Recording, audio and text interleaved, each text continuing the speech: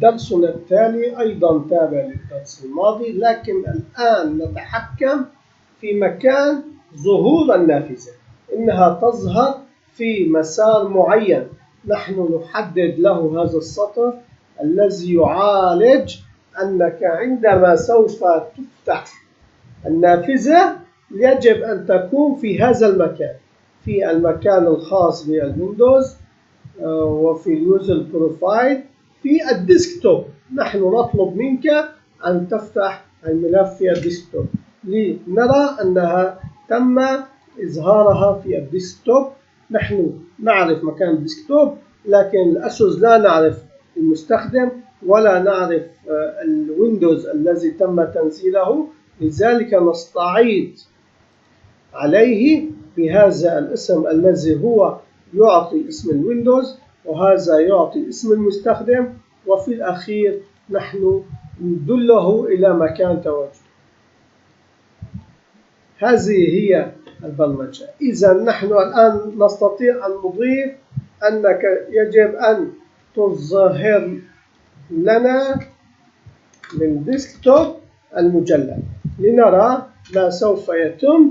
إنه الآن تغيرت البرمجة أنها في مكان تواجد الويندوز والمستخدم ديسكتوب إلى الملفات الموجودة ضمن هذا المجلد.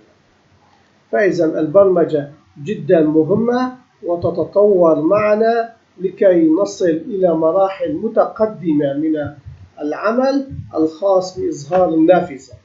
نحن سوف لا نشرح الأسطر بشرح كافي، لكن لدينا متحول ولدينا خاصية إظهار النافذة ولدينا برمجيات خاصة لإمكانية الملفات المفتوحة وعدد الإمكانيات التي تفتح عن طريق امتدادها كإكسل، وعددها هو 4.